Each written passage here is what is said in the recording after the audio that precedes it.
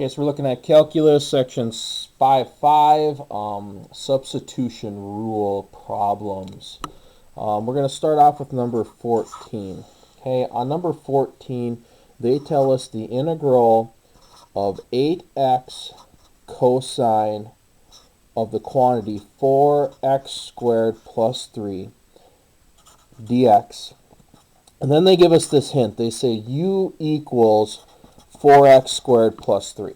Okay, so they're telling us what to use for our u substitution. We're not always going to have this. We're going to have to figure out what is best. Some of the things is thinking about, we'll be thinking about the different parts, what the derivatives are. Do those appear elsewhere?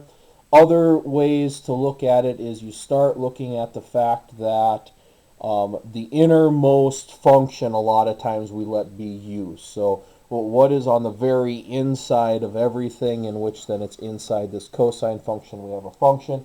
So this is what we want u to be. So I'm just going to clarify this up a little bit, and I'm just going to put in a little better terminology. But we should go state let u equal 4x squared plus 3.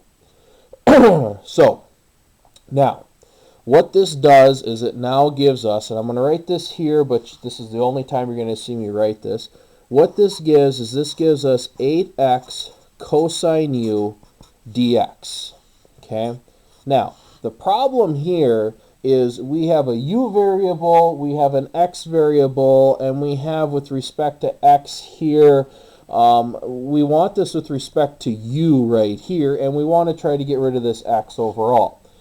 So, if we come back over here, if u equals 4x squared plus 3, that means the derivative with respect to u, or the derivative of u with respect to x, once again, but be writing with my dx over here, equals 8x dx. So I take the derivative of this equation overall, and we have the derivative of u here, we have the derivative of x over here, so we have our 8x, once again kind of using like that implicit differentiation.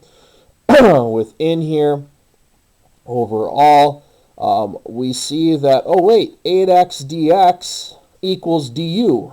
So if I have 8x dx, I can now state that cosine of u du. Because basically what we did is we're using substitution, so to bring this du over here, we have to substitute the 8x dx for that du. Now that we have this integral of cosine of u du, we're back to one variable, very simplified equation now. We can state, well, the integral of cosine is sine u plus c. Okay, so remember this isn't an indefinite, or this is an indefinite integral. So we're not evaluating this. We aren't having this constant in here. We have to bring this plus c in here for some constant factor because we don't know what happened prior to this. But do remember that u was not part of our original problem, so we have to go back to what u was, and we have to resubstitute back in, and we say that we have sine of 4x squared plus 3, and then that plus c. And so here is our final answer as we consider our problems that we're working with. And that's kind of how the substitution rule works, is just it gets to be more complicated. So let's look at number 20. Number 20 talks about the integral of the square root of x plus 1 to the 4th power over 2 times the square root of x dx. Here it does not tell us what u is going to be. One of the places I always start is I always start by having u be that innermost function. So I have a division function. I have x squared plus 1, but it's within a fourth. So I'm going to have that x, the square root of x, not x squared, plus 1 be my u. So this now means that du equals, so if I take the derivative, once again, this was x to the 1/2 power. That means I have 1/2 x to the negative 1/2. Derivative of 1 is 0, so then dx. Cleaning this up over here, I see du equals 1 over 2 times x to the 1/2, but that's the square root of x dx. What I see is I have a division of 2 times the square root of x. Oh wait, here's the division of 2 times the square root of x. So if I consider this problem, u was as the square root of x plus 1, and that's to the 4th power. du is 1 divided by, or something divided by, 2 times square root of x dx, so I'm going to use that substitute out, and I have du. So I took this very complicated problem, and by letting u be this and then taking the derivative of this and then using substitution in there to get my dx to be a du and then have my u in here, really I have u to the 4th du, and I'm going to take the integral of that. So 1/5 u to the 5th plus c. Now it's supposed to be a plus sign. I don't know. Started just looking at the d and started writing it, but it should be a plus c right there. And then now just resubstituting back in and possibly cleaning up some things. I'm going to go like this. I'm going to say, excuse me, this is the square root of x plus 1 to the 5th power, all over 5 then, plus c. Because once again, we have to have that plus c because of that indefinite integral. And this is how this u substitution works. It's not always perfect, but it does work majority of the time. Sometimes we have to make things work as we work through problems, so do realize that this isn't a perfect scenario for everything, but it does help out somewhat. So now let's look at the fact of what happens when we don't get perfect substitution. Okay, how can we work with things in some different variations? So number 34. Okay, number 34 talks about the integral of y squared over y plus 1 to the 4th. Considering everything that's happening here, we have quite a bit going on.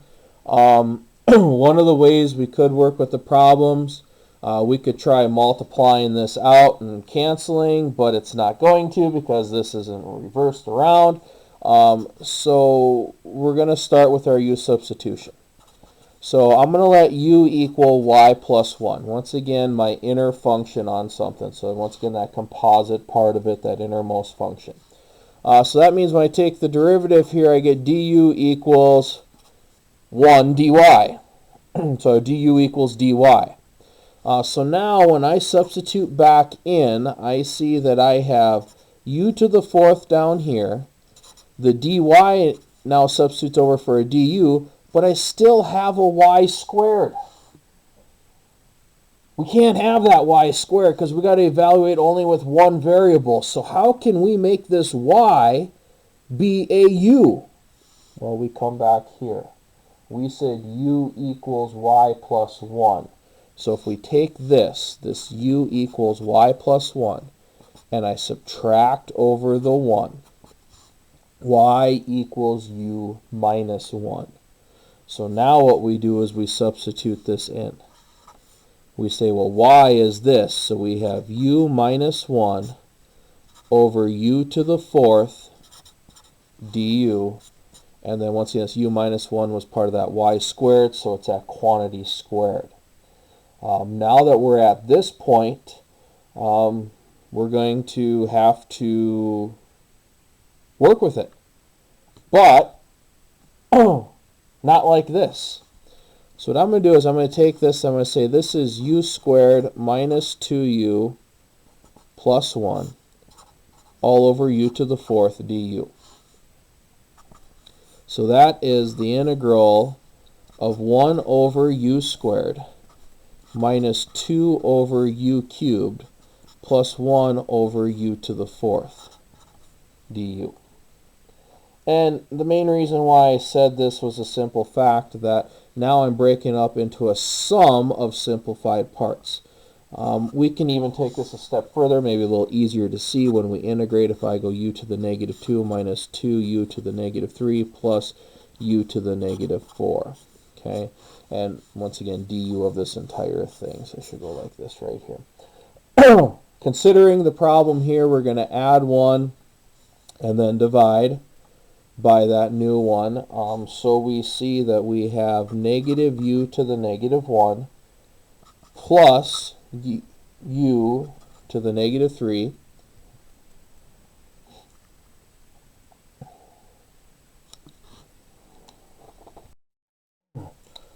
plus u to the negative 2, sorry. So if we consider, we would add 1 here, that'd be a negative 2, then divide by that negative 2, so that's why it's a plus 1 right here. And then on this one, we're going to have add 1 would be a negative 3, divide by that, so minus 1/3 u to the negative 3. And then plus c, because we always have to have that constant in here, because previously we don't know if there was any constant when we go backwards. Once again, going back from that chapter 4 when we talked about that antiderivative in there. Now, we want to write this in terms of y. So, and then clean it up. Okay, so I'm going to go negative 1 over u, but u was y plus 1. Okay, and then plus 1 over u squared, but this was y plus 1, and then squared. And then we have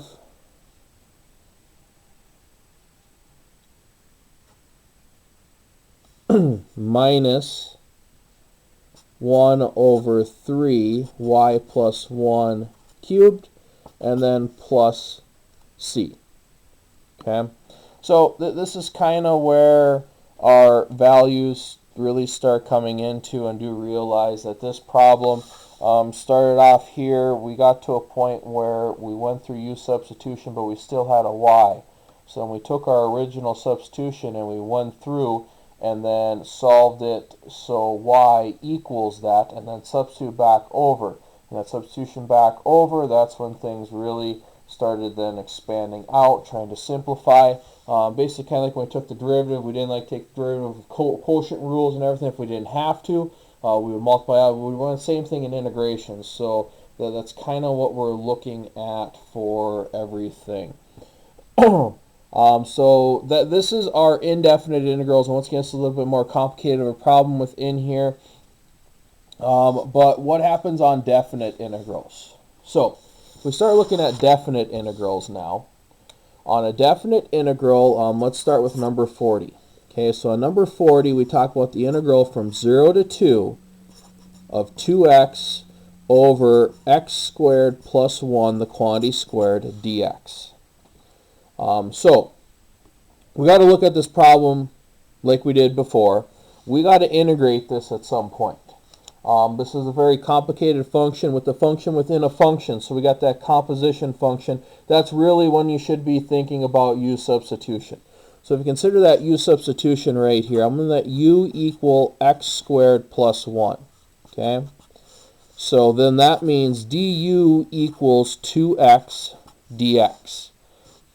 I see that 2x dx, 2x dx, and this was u here, so we see that we have our integral of 1 over u squared du.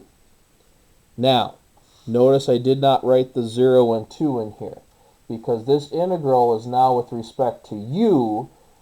These numbers were with respect to x. So this was working with x right here. This was our lower and upper bound for x values. We need to make this be for u values. So what we do is we basically kind of state the simple fact that x was 0 or 2 right here. Okay? So we had a 0 and a 2 for x in here.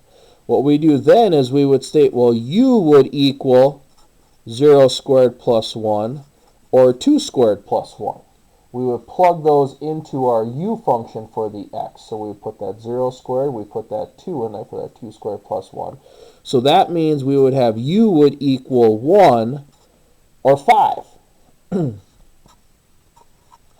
So when x is 0, u is 1. When x is 2, u is 5. So now we're evaluating this integral right here. The main reason why we're doing this and thinking about the whole schematic of what's going on with this is a simple fact that when we integrate this, this would be a negative 1 over u, okay? And then we're just going to evaluate this from 1 to 5, okay? We don't have to go back and resubstitute in and then bring those values in. We're just going to go right into our value in here. So this is a negative 1/5 minus a negative 1 over 1.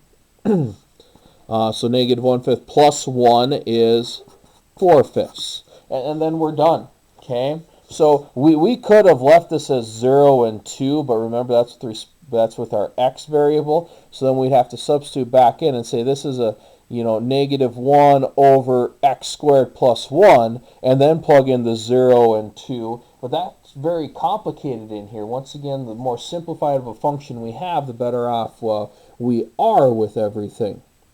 So let's look at number 48.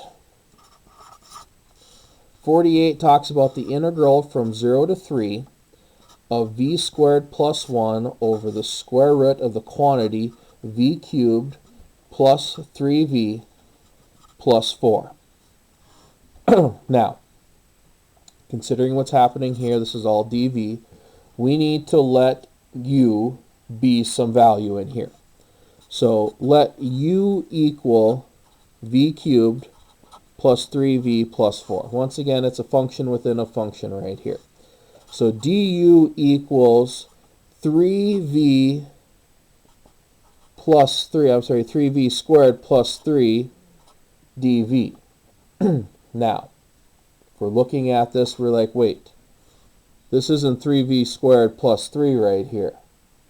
We got an issue going on. Let's consider what this problem is right here. We have a 3v squared plus 3. So if I factor a 3 out, oh, wait, we have v squared plus 1 dv. But we can't just directly substitute. What we need to do is we need to just get that part. So I'm going to divide over by 3 or multiply over by 1/3. So I see that now I have my v squared plus 1 dv is 1/3 du. So, considering the problem now, we got to substitute this back over. So, we have our integral 1 over the square root of u, because once again, this was u right here, so that's where my u comes into play. I have a 1 here because I'm going to take this square root of, v squared plus 1 dv, and I want to bring in 1/3 du. But if I have 1/3 times this, I can just move that 1/3 out front, because once again, a scale factor multiplication can be brought out to keep our integral here. Now, remember, this was a definite integral, so I had 0 and 3 right here. I'm not going to put the 0 and 3 here because I have u right here. So what I'm going to come down here is I'm going to say that v was 0 or 3. So now I want to see what u is going to be. Okay? And to find out what u is going to be is I'm going to plug it into here. So if I take 0 cubed plus 3 times 0 plus 4, that's going to give me 4. If I put the 3 in here, I have 3 cubed plus 3 times 3 plus 4. So that's 27 plus 9 plus 4 is 41. So I'm evaluating this from 4 to 41. Now, this is u to the negative 1/2. Add 1 to the exponent, u to the 1/2. And then multiply that, or divide that in front. What we see here is we have 2/3 the square root of u, and then we're evaluating this from 4 to 41. I'm sorry, 40. Can't add. This is 40. Help if I just look at my notes, but that's beside the point. So this is 40. Sorry about that. So we have 40 right here. Now, we have 2/3 times the square root of 40 minus 2/3 times the square root of 4. Okay, or we could have the square root of 40 minus 4 all multiplied by 2/3. However you want to evaluate this, you can distribute that in or not. When we simplify this, everything else, we get 4 root 10 minus 4 all over 3 would be that fully simplified out part. And once again, that's how that definite integral works. Is it always easy? Does it work nice? No. Sometimes things get to be a little bit difficult for problems, especially it depends upon the difficulty of the issues and what we really have to work with. So do realize that not everything is perfect, but sometimes we have to manipulate the problem itself. So we're considering these problems once again. This was our definite integrals where we have to change our values when we go to the u, but we don't have to resubstitute back. Once we take that integral, we can just work within these u values to evaluate within here. When we had our other problems where we just had our indefinite integrals on here, that's when we had to resubstitute back in what u was for those values in the very end there because we need an x answer overall.